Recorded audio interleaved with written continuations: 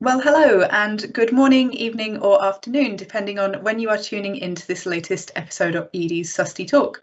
We launched this series of exclusive video interviews around this time last year just to keep us all feeling a little bit more connected during COVID-19, and we're carrying on as lockdown lifts in England and in other places. I'm delighted to have Budweiser Brewing Group's Head of Procurement and Sustainability, Mauricio Coindreau, on the call today. So great, thank you so much for your time. How are you? I'm fine, thank you so much. I'm super excited and happy to be here. Big fan, so this is the big highlight for my day. And glad to have you on. And I'm baffled that your highlight isn't being able to go out and about to your office in London and inevitably look at all the nice coffees and pastries on the way out. They're all highlights at this point. Anything you can do outside or talk to other people, it's all good.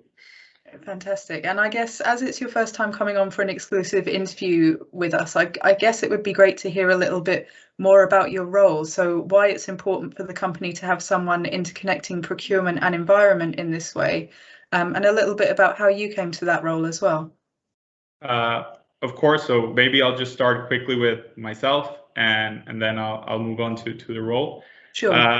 So I mean it's been a bumpy road for sure. I think my background has seen me take many roles and many different hats. I was a chemistry teacher. I was a strategy consultant. I was an entrepreneur. A little bit of everything. But somehow I ended up working at Amazon in Mexico, which is where I'm from. And it was a really small team that I joined that I didn't know at the time was going to launch the whole country website. So it was a wonderful experience where I managed to work on multiple categories around all consumer products. And I think it was around the time when I started working in the fashion industry, which I didn't know anything about, where I realized the amount of waste that exists, not only in that industry, but in all of consumer products and in all of supply chain for FMCGs. And I'm a chemical engineer by trade, and I just look at inefficiencies in processes and in the supply chain, and I realized like there's so much more to be done. So I decided to do an MBA. I moved to London. I did it in London Business School with the cliche idea of really trying to make a difference. So while I was there, I actually founded a social enterprise called the Ocean Bottle, which is now a B Corp here in the UK. And we really wanted to tackle the ocean plastic crisis. So we created what we think it's the world's best reusable water bottle, where every time someone buys, we remove 1,000 plastic bottles from going into the ocean. Mm-hmm. And we really set up waste infrastructure in countries that need it the most, because most of ocean plastic basically comes from rivers, from cities and countries that don't have waste infrastructure. And then the waste, because people have no way to get rid of them, just get thrown into the sea. So we realized that if we really wanted to attack the problem at the core, we needed to put those mechanisms in place in those cities and towns to basically avoid the problem on the first place.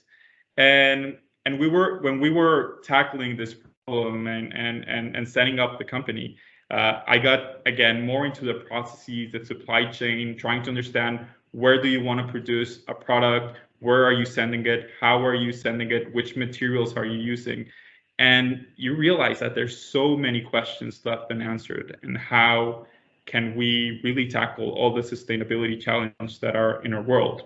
And I felt that we make a huge impact with such a small company, which is still going, but I really wanted to tackle something bigger. So that's when Budweiser Brewing Group came into the picture, and literally being one of the biggest FMCG companies in the world, 1 out of every 4 beers that is sold around the world comes through us. I realized that if I was the part of the sustainability team in a company like this, my impact could be much, much bigger. So I started in our offices in Switzerland, really learning about our sustainability, our value creation, all the procurement function as a whole. And yes, this year I was fortunate enough to move into this new role as head of procurement sustainability for basically Western Europe, which is the UK, Spain, Ireland, and Canaries. And that's it. I really just want to make a bigger impact in the world, and I think this is a great platform to do so. And then moving into that second question, why do we combine procurement and sustainability? I think for us, when we really want to tackle the problem of sustainability, we need to not only consider what we produce. We are always looking at scope 1, scope 2, and scope 3. And I think procurement is at that core of conversation with our suppliers, with our different partners, to really drive that change. Because it's not only about having renewable electricity or having circular packaging, it's about really making sure the whole supply chain is sustainable. And having such a big, let's say, sit in the room, because we're negotiating from procurement with companies all over the world, and we have offices all over the world, we can really help drive that conversation and help suppliers become sustainable for us. So we're really trying to help be financially market conscious about what we're trying to do, but also drive sustainability forward. And for us, sustainability, again, it's not only about climate action, it's not only about water scarcity, it's also about pushing other SDGs such as gender equality, responsible consumption, agriculture, all of these things that go into making one beer for one consumer takes part of sustainability. So we think procurement plays a big role, and that's why we kind of put it together in this company. Great. Well, thank you so much for setting the scene. And I know you touched on things there like ingredients and packaging, but I want to talk specifically about energy procurement today, just because we got this great release back a couple of weeks ago saying that the group has reached a goal to power all breweries with 100% renewable electricity. So I wanted to touch a bit on the procurement jigsaw really with that. So about whether this is about on-site generation, whether it's through doing PPAs, power purchase agreements, or doing tariffs or a blend.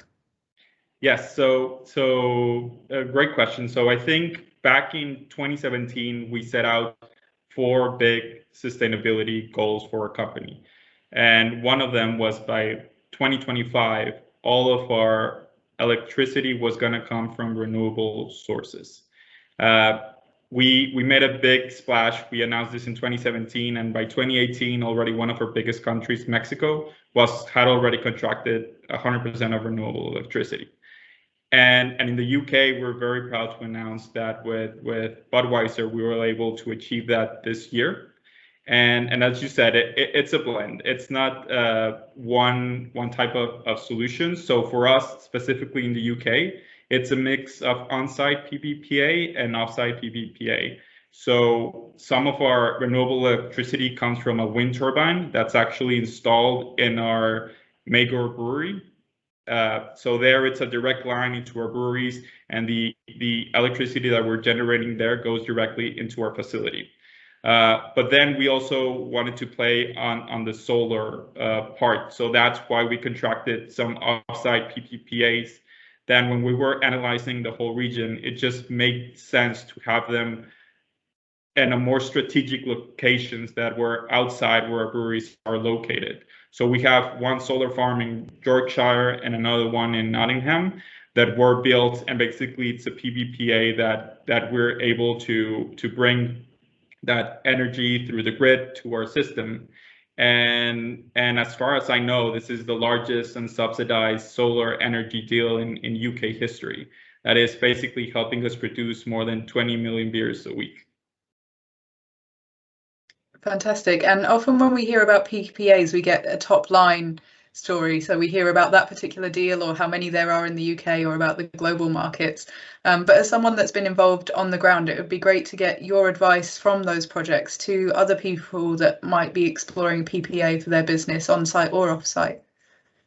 Yes, of course. So again, I think it's very different for every business, because it really depends what industry you're from, what are your goals, what are you trying to achieve, what is the timeline. So there's not a perfect solution. There's not, on-site might work from some, off-site might work from some, virtual purchase power agreements, what might work for others.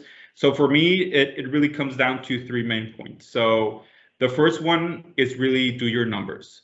So really spend time analyzing what's right for your business and what are the long-term implications that you want to do. So depending on location, cash flow, requirements, every deal is going to be different. If you own a building surrounded by skyscrapers, you don't want to put a solar panel on the top of the roof. So it really is going to vary. So you really need to do the numbers and understand what you're getting yourself into. The second one is to pick your supplier well. So normally these PPA agreements are long-term agreements. It will last from 10 to even 25 years. So right.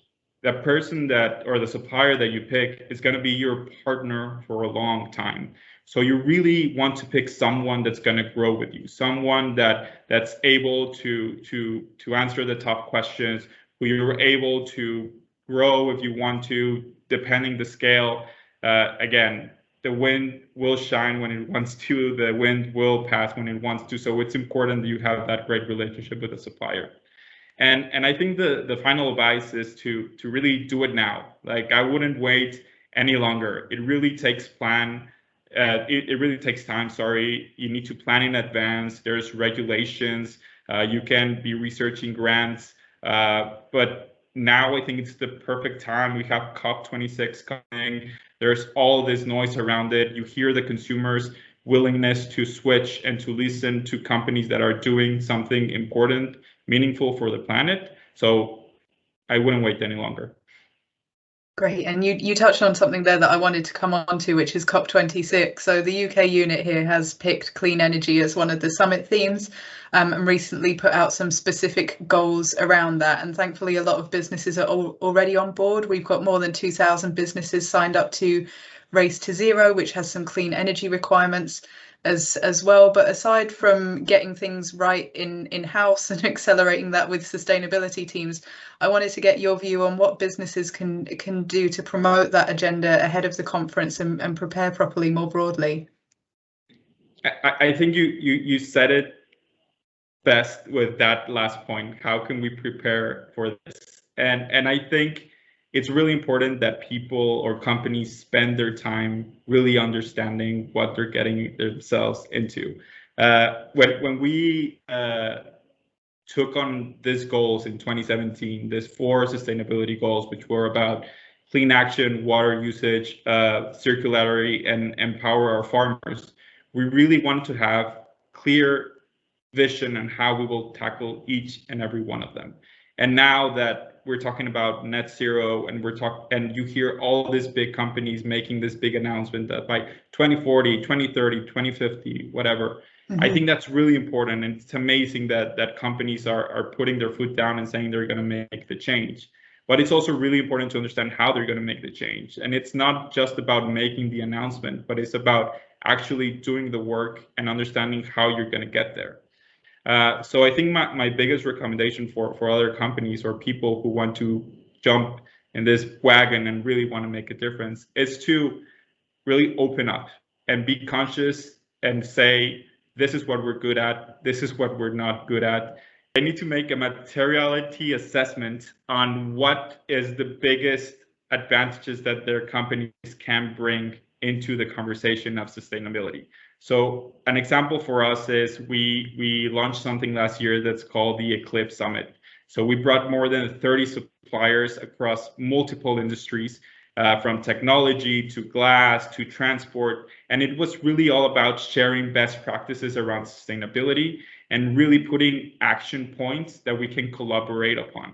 I think now with what's going on with COVID and how you see that the pharma industry, we're open and collaborating among companies, and we're really able to produce a solution faster. I think that's something that we all have to do. We recently also announced another phase of our accelerator 100+, and we're working with other companies like Colgate-Palmolive, Unilever, and Coca-Cola, and basically finding those innovations and those solutions that are that are going to be changing the future of FMCG around the world. And these solutions impact all of us. And the more we work together and the more we share knowledge and develop innovation, the quicker and the faster it's going to be for all of us. So it's about that, being very honest on what are your capabilities, what are your strengths, and understanding your weaknesses as well, and ask for help, because this is a problem we share as a globe. This is a problem which we share as a population. So we want to find solutions that work for everyone, not just for one person. Great. And just quickly there, you mentioned on energy the importance of working with the right partner to get the PPA going. So do you think that that side of the market is ready for this COP26 prep, that they're expecting more businesses to make these commitments and, as you say, do that proper materiality as well? I really do. I think the UK government is especially stepping up. So they themselves have made some really ambitious goals, and for them to reach those ambitious goals by 2030 and then by 2050, they need the companies to make those goals with them. So I think following those news, there's going to be more financing, more grants, more access to help. And I think COP26 being here in the UK is really going to help us take that step forward. And you hear that all over the place, right? I think here in the UK, we're kind of privileged that we have this information and this government that it's taking this as a priority.